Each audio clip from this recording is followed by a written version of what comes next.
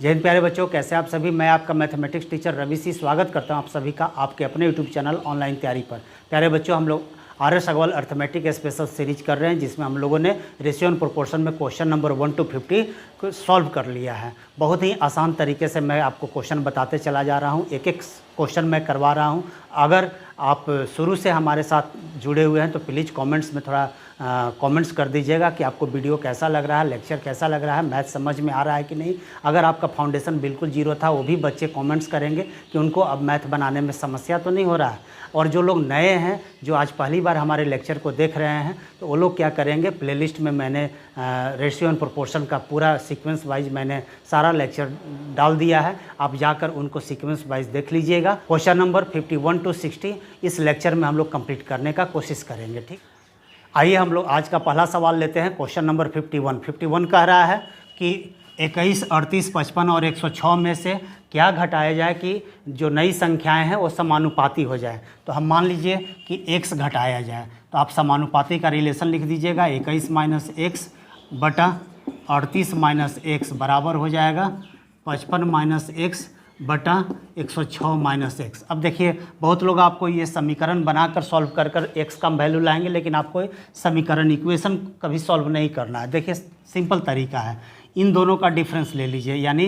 38 और 21 का डिफरेंस कितना होगा। तो 8 में से 1 गया 7 और 3 में से 2 गया 1, 17 होगा। और 106 में से 55 घटाइए, तो 106 में से 55 गया, 6 में से 5 गया कितना, 1 हो जाएगा। 10 में से 5 गया 5। इन दोनों के बीच अनुपात बना दीजिए। अगर कटता है तो काट दीजिए, तो 17 तिया 51, यानी एक अनुपात कितना हो गया, 3। अब क्या करेंगे, क्रॉस मल्टीप्लिकेशन करेंगे। क्या करेंगे, क्रॉस मल्टीप्लिकेशन, यानी तिरछा गुना करेंगे। 3 का गुना करेंगे तो 21 तिया 63 एक्स 21 तिया 63 माइनस 3x हो जाएगा। अब बराबर 1 से गुना कीजिएगा तो क्या हो जाएगा, 55 माइनस एक्स। अब 3x को हम राइट साइड ले जाएंगे तो प्लस में हो जाएगा, तो 3x में से x गया 2x हो गया। और 55 को इधर लाएंगे तो कितना हो जाएगा, 8। अब देखिए, 2 से 8 कितना बार में जाएगा, 4 बार में, तो x का मान कितना हो गया, 4। अब देखिए, x का मान कितना, बिना इक्वेशन को सॉल्व किए हुए आप ला दिए। x का वैल्यू कितना है, 4, यानी प्रत्येक संख्या में क्या घटाया जाए। तो option number B is the right answer.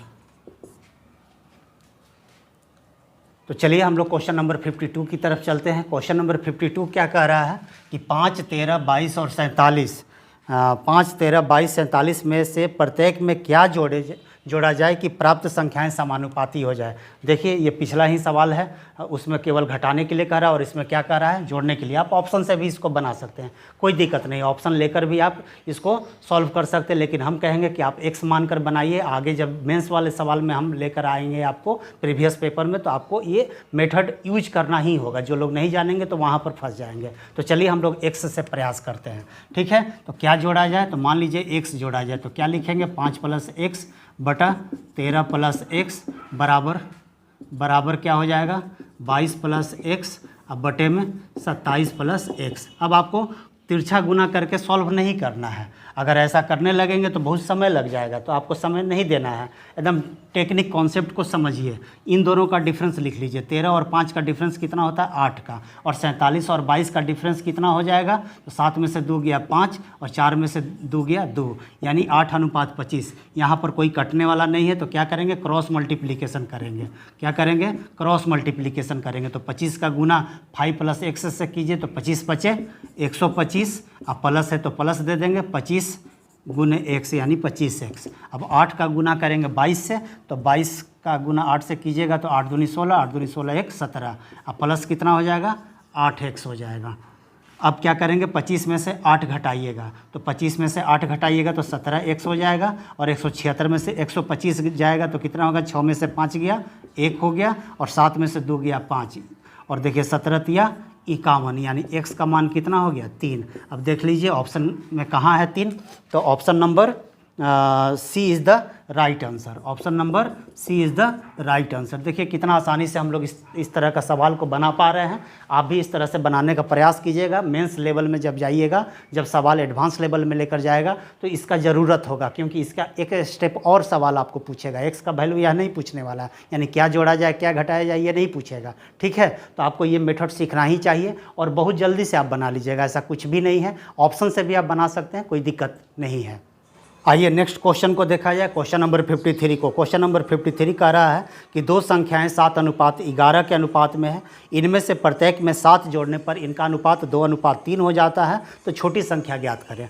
ठीक है, तो आइए पहले हम x मानकर इस सवाल को बनाते हैं। बहुत ही इंपॉर्टेंट सवाल है। तो दो संख्याओं का अनुपात 7:11 है, यानी पहला संख्या 7x हो जाएगा और दूसरा संख्या 11x हो जाएगा। कह रहा है कि प्रत्येक में कितना जोड़ने की बात कर रहा है, 7। तो 7 प्रत्येक में जोड़ देंगे। ठीक है, तो नया जो संख्या बन रहा है उसका अनुपात कितना हो जाएगा, 2:3, यानी 2/3। अब क्रॉस मल्टीप्लिकेशन कर दीजिए तो 7 तिहाई 21x हो गया और 7 तिहाई 21 बराबर हो जाएगा 11 दूनी 22x और प्लस 7 दूनी 14। 22x 21x को राइट साइड में ले जाएंगे तो 22x में से 21x गया, x हो गया, और 21 में से 14 घटेगा तो 7 हो गया, यानी x का मान कितना हो गया, 7। अब आपसे कह रहा है कि छोटी संख्या ज्ञात करें। तो x जब आ गया तो जो पूछेगा हम सवाल का आंसर कर सकते हैं। तो छोटी संख्या दोनों में कौन है, तो 7x है। तो 7x अगर कुछ नहीं कर रहा है, मतलब जो शुरुआत में अनुपात दिया है उसी से काम करेंगे। तो शुरू में हमने छोटी संख्या 7x माना था और बड़ी संख्या 11x। तो 7x यानी छोटी संख्या क्या हो जाएगा, छोटी संख्या क्या हो जाएगा, 7x यानी 7 गुने 7, 7 49। अब देख लीजिए ऑप्शन में 49 कहाँ है, तो 49 option number B is the right answer. आइए क्वेश्चन नंबर 53 को फिर से देखा जाए, नया मेथड से देखा जाए। ये अंतर पर आधारित सवाल है। ठीक है, अगर प्रत्येक संख्या में समान वृद्धि या कमी कहता है तो अंतर में कोई परिवर्तन नहीं होता है, यानी अंतर का मान एज इट इज रहता है। जैसे मान लीजिए एक छोटा सा एग्जांपल लेते हैं कि दो आदमी है ए और बी।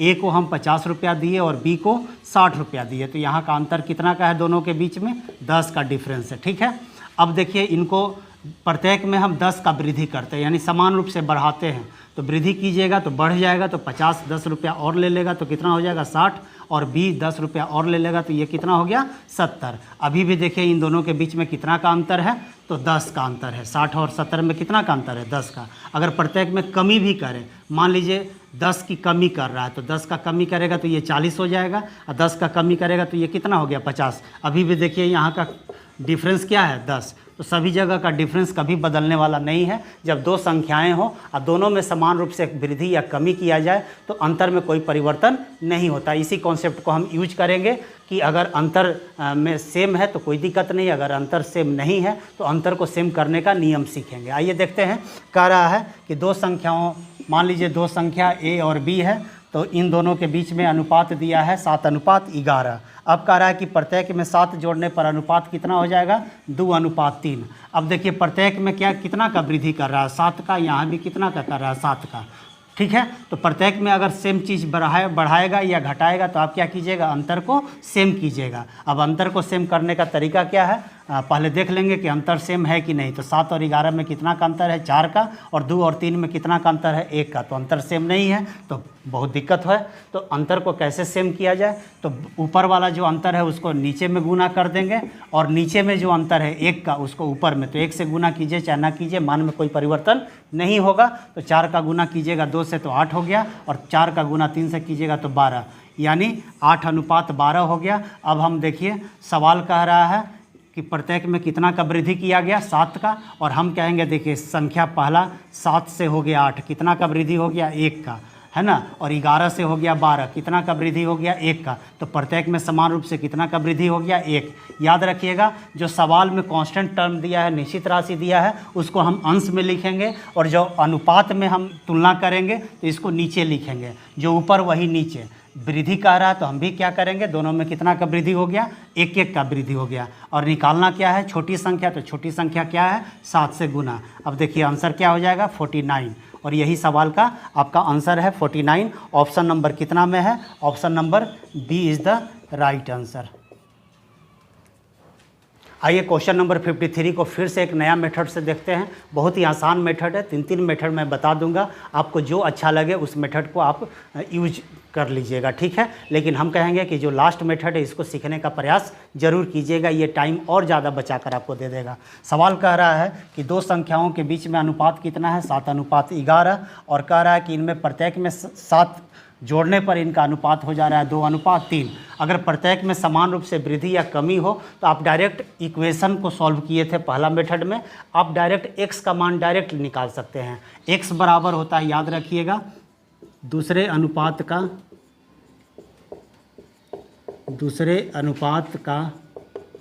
अंतर गुने वृद्धि या कमी बटे तिरछा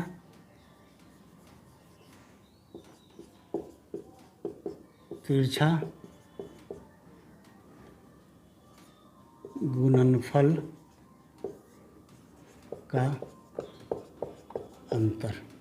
तो देखिए, अगर अंतर पर आधारित प्रश्न है, ठीक है, तो आप डायरेक्ट x का मान, इस फार्मूला को याद रखिएगा और आपको विदिन सेकंड आंसर आ जाएगा। क्या है, x बराबर क्या होगा, दूसरे अनुपात का अंतर गुने वृद्धि या कमी बटा तिरछा गुणनफल का अंतर। तिरछा गुणनफल मतलब होता है क्रॉस मल्टीप्लिकेशन। तो देखिए, दूसरे अनुपात x डायरेक्ट क्या होगा, दूसरे अनुपात का अंतर कितना है, 1 का, 3 और 2 में अंतर 1 का है, और वृद्धि या कमी कितना, तो इसमें वृद्धि कर रहा है, जोड़ना मतलब वृद्धि होता है, तो प्रत्येक में 7 का वृद्धि कर रहा है, तो 7 से गुना कर देंगे, और तिरछा गुणनफल का अंतर यानी 7 21 हो गया, और 11 दूनी 22, क्रॉस मल्टीप्लिकेशन कीजिएगा और इन दोनों का अंतर कितने का, 1 का, यानी x का मान कितना हो गया, 7। तो बिना इक्वेशन को सॉल्व किए हुए आप x का डायरेक्ट मान कितना ला दिए, 7। अब आपसे जो सवाल में पूछा जाए उसका आंसर आप दे दीजिए। तो सवाल में कह रहा है कि छोटी संख्या क्या होगा, तो छोटी संख्या क्या हो जाएगा, छोटी संख्या आपका 7x, ठीक है। तो 7 गुने 7 यानी 49, और यही ऑप्शन में है, ऑप्शन बी में। तो यही आपका सवाल का सही जवाब हो जाएगा, ठीक है। तो उम्मीद करते हैं कि इस तरह से आप मैथ को बनाने का सीखिए। 3 मेथड बता रहे हैं, जहां भी आपको दिक्कत हो आप प्लीज़ कमेंट्स में ज़रूर बताइएगा, उसको मैं और आसान तरीक़ा से बताने का कोशिश करूंगा। लेकिन इस सवाल को सबसे आसान किस मेथड से आप बना सकते हैं, इस मेथड से। x का मान डायरेक्ट याद रखिएगा, दूसरे अनुपात का अंतर गुने वृद्धि या कमी बटा तिरछा गुणनफल का अंतर। आइए नेक्स्ट क्वेश्चन 54 को देखा जाए। क्वेश्चन नंबर 54 कह रहा है कि दो संख्याएं 1:3 के अनुपात में है, इनका योगफल यदि 240 हो तो इनका अंतर ज्ञात करें। तो योगफल दिया हुआ है, तो योगफल का तुलना योगफल से करेंगे, जो पूछ रहा है उसको बगल में गुना कर देंगे। बस यही कॉन्सेप्ट आपको पूरा रेशियो क्या, पूरा अर्थमेटिक को आपको आसान कर देगा, ठीक है, और 99% आपका सवाल ईजी कर देगा। क्लियर है। तो इस मेथड को थोड़ा सा सीखने का प्रयास कीजिएगा। क्या कह रहा है कि जो सवाल में निश्चित राशि दिया है उसको ऊपर रखेंगे और उसी का तुलना हम अनुपातिक राशि से करेंगे और उसको हम नीचे यानी हर में लिखेंगे और जो पूछ रहा है उससे गुना कर देंगे। तो सवाल में क्या दिया हुआ है, दो संख्याओं का अनुपात दिया हुआ है 1:3। अब कह रहा है कि दोनों का योगफल कितना है 240। तो योगफल मतलब सम होता है, तो दोनों को जोड़कर लिखा हुआ है योगफल। तो हम भी योगफल का तुलना किससे करेंगे, योगफल से। तो जो सवाल में कह रहा है, क्वेश्चन में कह रहा है, उसको हम ऊपर में यानी अंश में लिखते हैं और जो अनुपात से हम निकालेंगे उसको हम नीचे लिखेंगे। तो अनुपात में दोनों का योग कितना हो जाएगा, तो 1 + 3 कितना 4। योगफल का तुलना योगफल से कर दिए। और क्या पूछ रहा है, तो दोनों संख्याओं के बीच अंतर। तो इन दोनों के बीच में अंतर कितने का है, तो 2 का है, ठीक है। 3 और 1 में अंतर कितने का है, 2 का। अब देखिए कितना आसानी से कट गया, 6 चौका 24 और 6 दूनी 12, यानी आपका अंतर क्या हो जाएगा, दोनों संख्याओं का अंतर कितना हो जाएगा 120। ऑप्शन में है क्या, तो हाँ, option number A is the right answer. देखिए आसानी से हम बना लिए। बस याद रखना है कि जो सवाल में क्वेश्चन में दिया है निश्चित राशि, उसको हम ऊपर रखेंगे और उसी का तुलना हम नीचे करेंगे यानी हर में करेंगे अनुपातिक राशि से, और जो पूछ रहा है बगल में गुना। ठीक है, कितना आसानी से हम लोग सवाल को बना पा रहे हैं और इसी को रेशियो मेथड बोलते हैं। क्लियर है जी। आइए क्वेश्चन नंबर 55 को देखा जाए। क्वेश्चन नंबर 55 कह रहा है कि किसी व्यक्ति का आय तथा व्यय क्रमशः 11:10 के अनुपात में है। यदि प्रति वर्ष वह 9,000 की बचत करता है तो उसकी मासिक आय कितनी होगी। तो आइए इस सवाल को देखा जाए। सवाल में कुछ नहीं है, एक फार्मूला याद रखिएगा कि किसी व्यक्ति का खर्च यानी व्यय और बचत को आप जब जोड़ते हैं तो व्यक्ति का क्या मिल जाता है, आय यानी इनकम। आय को क्या बोलते हैं, इनकम। व्यय मतलब खर्च होता है, इसी को हम लोग खर्च भी बोलते हैं, ठीक है। ये खर्च भी कहलाता है, जिसको इंग्लिश में हम लोग एक्सपेंसेज कहते हैं, और बचत मतलब सेविंग। तो इसी फार्मूला को यूज करके हम इस सवाल को बनाने वाले हैं। तो कह रहा है कि किसी व्यक्ति का आय और व्यय, यानी आय दिया हुआ है और व्यय दिया हुआ है, अनुपात में कितना है, 11:10। तो यहाँ से हम लोग इस व्यक्ति का बचत पर भी काम कर लेंगे। बचत कितना हो जाएगा व्यक्ति का, तो बचत 11 रुपया कमाता है और व्यय कितना, खर्च कितना करता है, 10 रुपया, तो कितना बचाता है, 1 रुपया। नहीं तो यहाँ से भी आप बचत बराबर आय माइनस व्यय, आय माइनस व्यय, 11 माइनस 10 कीजिएगा, 1 आ जाएगा।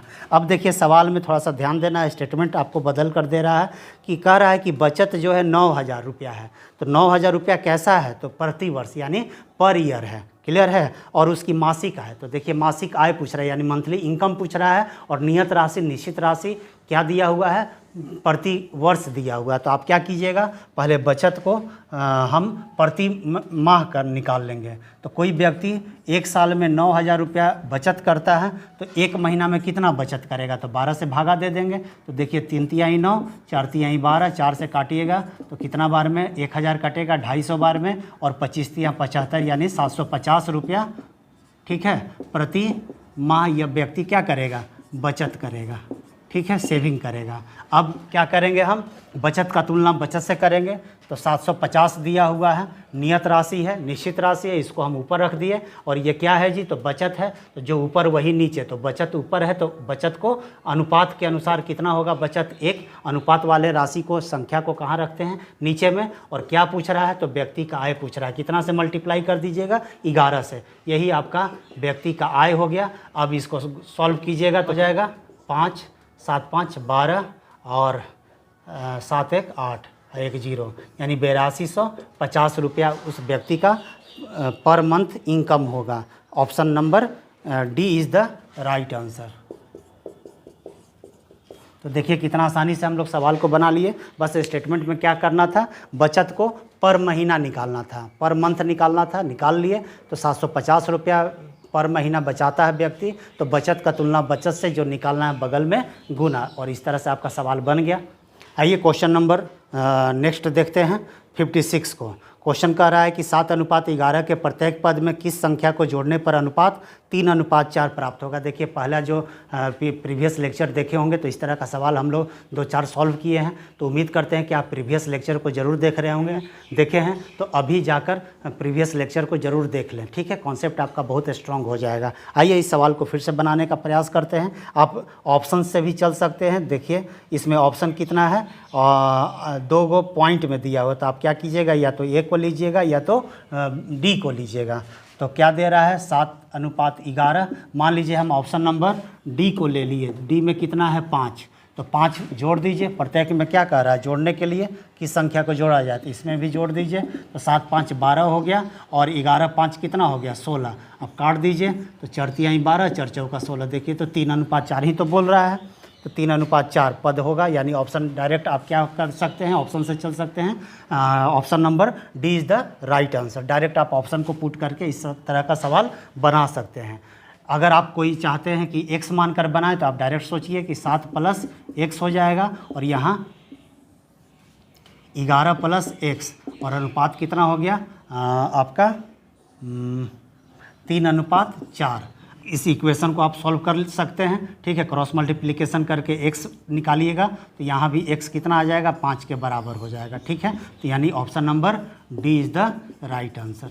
इस तरह का सवाल पहले भी बनाए हैं, तो आपको कोई परेशानी नहीं होना चाहिए। अगर आप नहीं देखे हैं, पहली बार इस वीडियो को देख रहे हैं, तो प्रीवियस लेक्चर को ज़रूर जाकर देख लें, बहुत फ़ायदा करेगा, ठीक है। क्वेश्चन नंबर 57 क्या कह रहा है कि 2 संख्याएं 3:4 के अनुपात में है, उनका लघुत्तम समावर्त यानी LCM 84 है, तो बड़ी संख्या ज्ञात करें। तो देखिए बस पूरे अर्थमेटिक में अब हम लोग यही करने वाले हैं, जो दिया है उसका तुलना हम उसी से करेंगे, और जो निकालना है बगल में गुना। सवाल में जो देता है उसको हम ऊपर रखते हैं, और अनुपात में उसी का तुलना उससे नीचे कर देते हैं, और जो दिया है उसको बगल में गुना। तो कह रहा है कि 2 संख्याओं का अनुपात कितना है, 3:4। दो संख्याओं का अनुपात कितना है जी? 3:4। अब नियत राशि में क्या दिया है, कांस्टेंट टर्म क्या दिया है, एलसीएम कितना दिया है, 84। तो ऊपर रख देंगे क्योंकि निश्चित राशि है, सवाल में दिया है। और हम अब अनुपात का एलसीएम निकालेंगे। तो 3 और 4 का एलसीएम कितना होगा, 12। कितना होगा, 12। ठीक है, तो उसका तुलना किससे करेंगे, एलसीएम का तुलना एलसीएम से। क्या निकालना है, क्या निकालना है, इसमें से बड़ी संख्या। तो 3 और 4 में कौन बड़ा दिखाई दे रहा है, 4। तो 4 ही बड़ा होगा। बरसते 84 7 28, यानी आपका बड़ी संख्या क्या हो जाएगा, बड़ी संख्या बराबर कितना हो गया, 28। अब देखिए ऑप्शन में है क्या, 28।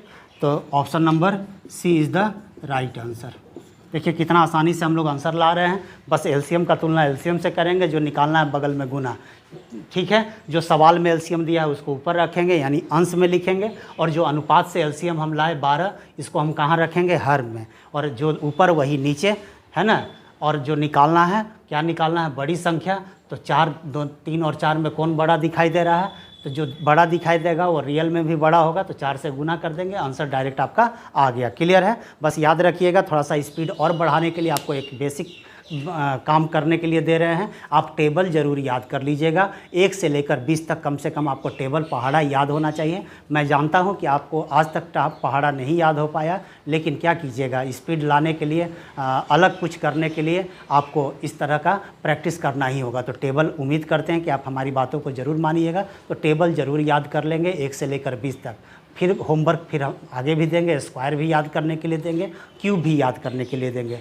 फिलहाल आप क्या कीजिएगा कि आप पहाड़ा ज़रूर याद कर लीजिएगा। पहाड़ा याद करने का भी टेक्निक है, बोलिएगा तो मैं उस पर एक अलग से वीडियो बना दूंगा। ठीक है, कमेंट्स कीजिएगा कितने लोग पहाड़ा सीखने के लिए, कैसे हम पहाड़ा को याद करेंगे, कैसे हम टेबल को याद करेंगे, उस पर एक अलग से वीडियो चाहते हैं। थोड़ा कमेंट्स कीजिएगा। अगर कमेंट्स अच्छा आया तो हम भी क्या करेंगे, अलग से एक वीडियो बना देंगे कि आप पहाड़ा को कैसे आप ज़्यादा समय तक याद रख सकते हैं। ठीक है, आइए नेक्स्ट क्वेश्चन को देखा जाए। Question number 58। क्वेश्चन नंबर 58 क्या कह रहा है कि दो प्राकृतिक संख्याएं नेचुरल नंबर 3:5 के अनुपात में है, उनका गुणनफल यदि 2160 है तो इनमें से छोटी संख्या ज्ञात करें। देखिए बहुत आसान सवाल है, जो दिया है उसका तुलना उससे करेंगे, या जो निकालना है बगल में गुना। बस यही पैटर्न को आप याद रखिएगा। पूरे के पूरे अर्थमेटिक को हम इसी तरह से, चैप्टर चाहे जो भी हो, CI हो, परसेंटेज हो, SI हो, नाव धारा हो, टाइम एंड वर्क हो, कोई भी चीज़ हो, नियत का तुलना नियत से करेंगे, जो निकालना है बगल में गुना। ठीक है, रेशियो का यही मेथड है जी। ठीक है, इसी को आप रेशियो मेथड कहते हैं। आइए सीखते हैं। कह रहा है कि दो संख्याओं का अनुपात कितना दिया हुआ है, 3:5। 3:5 दो प्राकृतिक संख्याओं का अनुपात दिया है। अब कह रहा है कि इनका गुणनफल, तो जो दिया है, क्या दिया है, 2160, ये गुणनफल है। जो सवाल में देता है, क्वेश्चन में देता है, उसको हम ऊपर यानी अंश में रखते हैं। अब गुणनफल है तो नीचे भी क्या होगा, गुणनफल। दो संख्या का गुणनफल है तो हम भी दो संख्या का अनुपात में गुणनफल 3×5 लिख सकते हैं। तो यहाँ तक तो हमको नहीं लगता है कि आपको कोई समस्या होगा। गुणनफल का तुलना किससे करिएगा, गुणनफल से। ठीक है, गुणनफल मतलब होता है प्रोडक्ट। तो दो संख्याओं का गुणनफल दिया है तो गुणनफल का तुलना गुणनफल से कर दीजिएगा। ठीक है, बस एक याद रखिएगा इसमें कॉन्सेप्ट क्या होता है। जब दो संख्याओं का गुणनफल दिया रहे तो हम गुणनफल का तुलना गुणनफल से करते हैं और स्क्वायर रूट कर देते हैं। ठीक है, अगर 3 संख्याएं हैं तो गुणनफल का तुलना गुणनफल से करेंगे और क्यूब रूट कर देंगे। याद रखिएगा नियम क्या कहता है कि गुणनफल का तुलना गुणनफल से करेंगे, जैसे पहले कर रहे थे। और दो संख्याओं का अगर गुणनफल होगा तो स्क्वायर रूट करेंगे, और 3 संख्याओं का गुणनफल होगा तो क्यूब रूट करेंगे। ऐसा क्यों होता है, x मानकर बनाइएगा तो आपको खुद समझ में आ जाएगा। ठीक है जी, तो इसको याद रखिएगा। और क्या निकालना है, तो कह रहा है कि छोटी संख्या ज्ञात करें। तो छोटी संख्या इन दोनों में अनुपात में कौन है, 3 है, तो 3 से गुना। देखिए कितना आसानी से आपका सवाल बन गया। छोटी संख्या बराबर गुणनफल का तुलना गुणनफल से, स्क्वायर रूट दे दीजिएगा। क्यों स्क्वायर रूट दे रहे हैं, क्योंकि दो संख्याओं का गुणनफल है। अगर 3 संख्या रहता तो क्यूब रूट देते हैं, और जो निकालना है बगल में गुना। अब काट दीजिए, ये 15 से काटिएगा तो 144 बार में कट जाएगा। अब 144 का स्क्वायर रूट कितना होता है, 12, और गुने 3, 12×3 36। तो देखिए कितना आसानी से आप आंसर तक पहुंच गए। ऑप्शन नंबर कितना है, तो ए लीजिए, पहला ही आंसर हो गया। A is the right answer. ठीक है, तो चलिए नेक्स्ट क्वेश्चन को देखा जाए। Question number 59। क्वेश्चन नंबर 59 क्या कह रहा है कि यदि 1000 रुपये को ए तथा बी में 3:2 के अनुपात में विभक्त किया जाए तो ए को कितना प्राप्त होगा। एकदम बच्चा वाला सवाल है, हलवा सवाल है। ठीक है। आप जब इतना बड़ा बड़ा सवाल बनाने लगिएगा तो ये सब सवाल का कोई औकात ही नहीं है, बिना पेन उठाए आप इस तरह का सवाल को बना सकते हैं। लेकिन अभी क्या करना है, आप सीखने के लिए प्रयास कर रहे हैं तो सीखिए अच्छा से, ठीक है। तो कह रहा है कि 1000 रुपये को, नियत राशि कितना है 1000 रुपया, ठीक है। तो ऊपर में रख दिए। अब ये क्या है तो 2 भाग में बांटना है, ए और बी में। ए और बी में किस अनुपात में दिया हुआ है, 3:2, 3:2। 1000 रुपये को ए और बी में 3:2 के अनुपात में बांटना है और ए को कितना मिलेगा, यही सवाल है, ठीक है। तो टोटल कितना है 1000, तो हम भी कहेंगे दोनों ए और बी को अनुपात में दोनों को मिलाकर कितना मिलेगा 5। 3 + 2 कितना हो जाएगा 5। तो टोटल का तुलना टोटल से, और क्या निकालना है ए का वैल्यू, ए को कितना मिलेगा, कितना से गुना 3 से। तो लीजिए ए को प्राप्त राशि 1000 रुपया में कितना मिलेगा ए को, तो 3 से मल्टीप्लाई कर दीजिएगा, टोटल का तुलना टोटल से, ठीक है। और जो निकालना है ए का मान निकालना है तो ए को कितना मिलेगा, तो 3 से गुना, 5 दूनी 10 हो गया और 3 दूनी 6 और डबल 0, यानी 600 रुपया क्या होगा आपका राइट आंसर होगा। देखिए ऑप्शन में कितना है option number C is the right answer. देखिए कितना आसानी से आप बना रहे हैं, बस जो दिया है उसका तुलना उससे करेंगे और जो निकालना है बगल में गुना। जो सवाल में देता है, क्वेश्चन में देता है, उसको हम अंश के रूप में लिखते हैं यानी न्यूमरेटर के रूप में लिखते हैं, और जो अनुपात से हम लिखते हैं उसको आप हर में यानी डिनोमिनेटर में और बैलेंस कर लेते हैं, और जो निकालना है बगल में गुना। कितना आसानी से आप सवाल को बना रहे हैं, इसी को हम लोग रेशियो मेथड कहते हैं। क्या बोलते हैं, रेशियो मेथड। और पूरा अर्थमेटिक को हम इसी तरह से धुआं करने वाले हैं, गर्दा कर देंगे जी। एक भी सवाल आप फंसिएगा नहीं, हर एक सवाल आप एक नए अंदाज में सीखने का कोशिश करिएगा, ठीक है। आपको पता ही नहीं चलेगा कि हम मैथ सीख रहे हैं। कभी आपको मैथ से अगर डर लग रहा होगा तो ज़रूर हमसे जुड़िए, आपका डर नहीं दूर हो जाएगा तो हम पढ़ाना छोड़ देंगे सर। चलिए आज का अंतिम सवाल को देखते हैं, क्वेश्चन नंबर 60। क्वेश्चन नंबर 60 क्या कह रहा है कि ए, बी तथा सी में 1050 रुपये को इस प्रकार विभक्त किया गया है कि ए का भाग बी तथा सी के संयुक्त भाग का 2/5 हो तो ए को कितना मिलेगा। देखिए सिंपल सवाल है, बस थोड़ा सा लैंग्वेज चेंज कर दिया है, ठीक है। तो याद रखिएगा अनुपात का अपना कोई यूनिट नहीं होता है। दूसरा पॉइंट क्या याद रखना है कि अनुपात हमेशा जब भी आएगा एक बार में तो 2 के बीच में अनुपात रखता है, समान राशि के बीच में।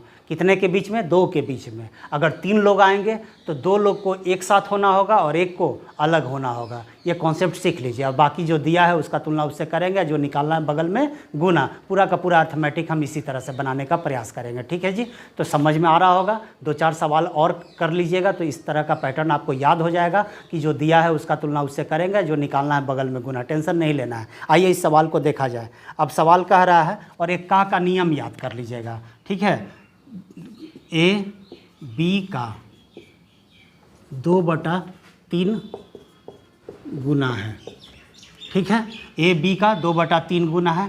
का या यहाँ पर से लगा हुआ रहेगा, का या से लगा रहेगा, तो आपको घबराना नहीं है। देखिए अनुपात 2:3 को हम 2/3 भी लिख सकते हैं। तो इस नियम को थोड़ा सा दिमाग में रखिएगा। अगर हमारे अनुसार आपको मैथ को बनाना है एकदम आसान तरीके से, बिना पेन चलाए हुए, धीरे धीरे आप क्या कीजिएगा, पेन आप भूल जाइएगा, ठीक ना। मन में ही आप कैलकुलेट करने लगिएगा। तो उसके लिए थोड़ा इस नियम को थोड़ा विशेष ध्यान दीजिएगा, पूरा अर्थमेटिक में काम करेगा। क्या नियम कहता है कि अनुपात के जस्ट बगल में जस्ट पहले का या से में से कोई एक वर्ड आएगा, और जिसके लिए का या से आ रहा है वो जो है नीचे वाला यानी हर वाला वैल्यू उसका हो जाएगा। अगर आपसे डायरेक्ट यहाँ पर ए अनुपात बी पूछेगा तो आपको 1 सेकंड भी नहीं सोचना है, ठीक ना।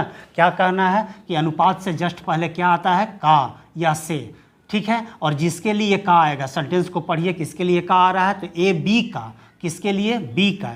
तो बी के लिए का आ रहा है तो बी का वैल्यू क्या हो जाएगा, नीचे वाला यानी हर वाला, यानी बी के क्या हो जाएगा अनुपात में 3, और जो बच गया वो ए का वैल्यू हो जाएगा। देखिए कितना आसानी से हम लोग क्या कर लिए, अनुपात ज्ञात कर लिए। तो का नियम विशेष रूप से याद कर लीजिएगा, दिमाग में रखिएगा, बहुत काम का चीज़ है। आइए इस सवाल को बनाते हैं, हटा दें इसको।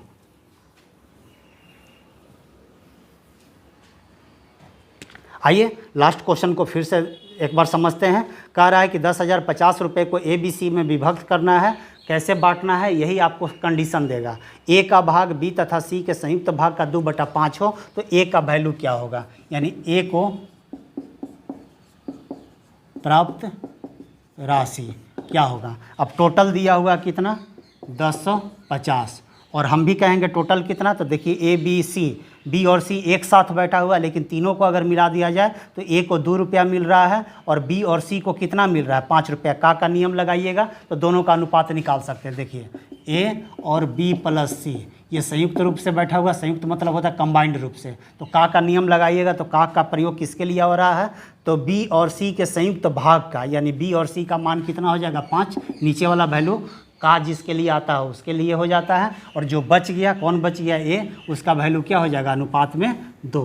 अब देखिए ए को प्राप्त राशि क्या हो जाएगा, तो टोटल कितना है, ए बी सी को बंटवारा कितना का हो रहा है, तो 1050। टोटल क्या कहेंगे, ए को 2 रुपया मिल रहा है और बी और सी दोनों को मिलाकर 5 रुपया, तो टोटल हमारा कितना हो गया 7 रुपया। तो टोटल का बैलेंस टोटल से करेंगे, ठीक है।